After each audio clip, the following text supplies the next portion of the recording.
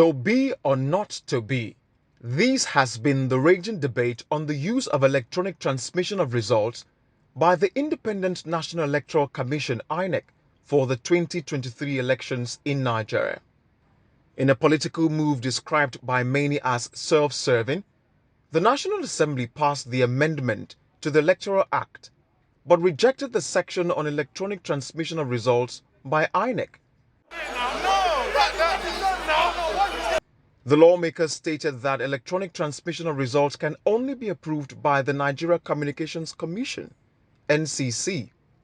The NCC believes that Nigeria is not prepared for electronic transmission of election results. But does INEC, as an independent agency, require the permission of the National Assembly or the NCC before it can deploy technology for electronic transmission of results? In Edo and Ondo, INEC literally transmitted results from the polling unit. What they had done was using the ZPAD technology. Results from polling units were uploaded on the INEC results platform. And we saw that work in Edo and in Ondo 2020.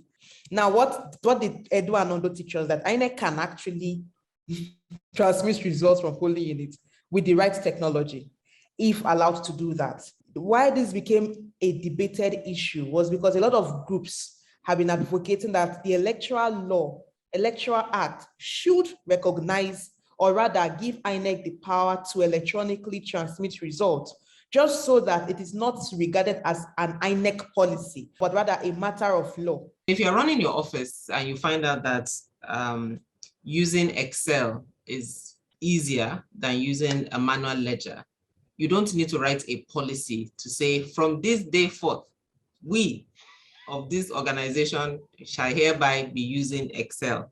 You just move to Excel and you continue your work because it's more efficient, it's faster, it's easier, and everybody gets on with it.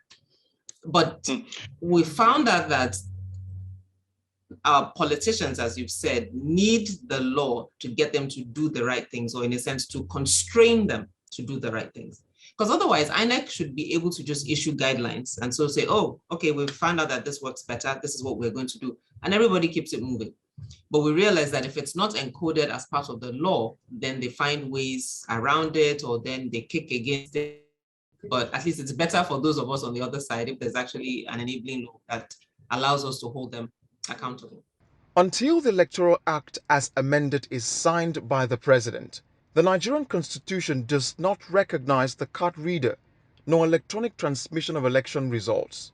Can these influence or cause litigations if the need arises? The purpose of this electoral transmission is that to have a consistent pattern by which election can be transmitted, and the other party, the litigant, the lawyer challenging any kind of a dubious electoral result, can rely on those data to challenge those results.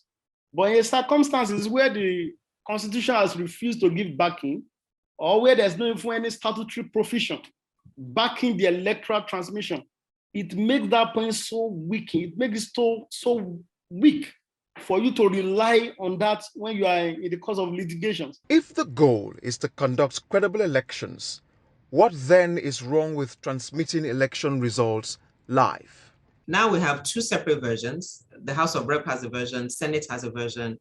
I think it's the Senate version that's trying to make it under NCC. The levels of thinking in their desperation to do these things shows you how far they're willing to go. When the election is being counted in America, we all watch it live from CNN.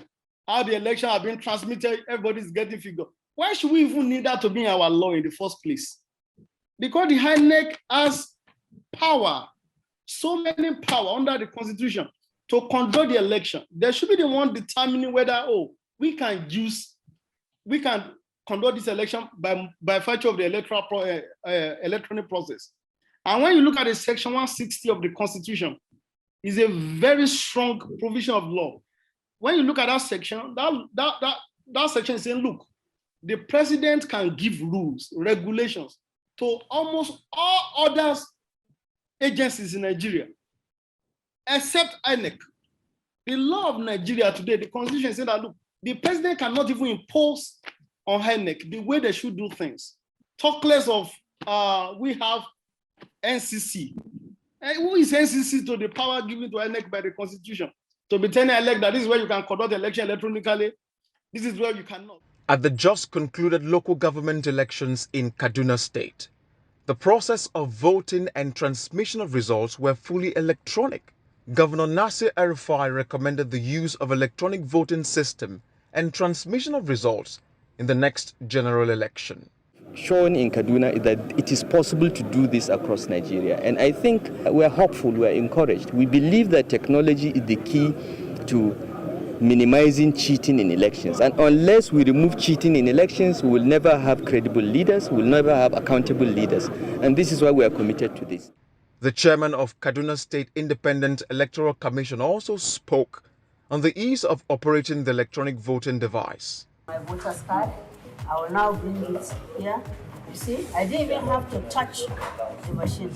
You're supposed to highlight it. Please press the OK button on the right bottom of the EVM to submit your vote. Okay, this is the one I selected, so I'll press OK. Now on the left here, you see the receipt being generated, and you see the APM logo, and it has dropped into the ballot box. Many political analysts believe that the 2023 general elections will be a referendum on the promise by the All Progressives Congress APC to strengthen the electoral system and regain the trust of Nigerians in the electoral process. The question then is, will the APC keep that promise?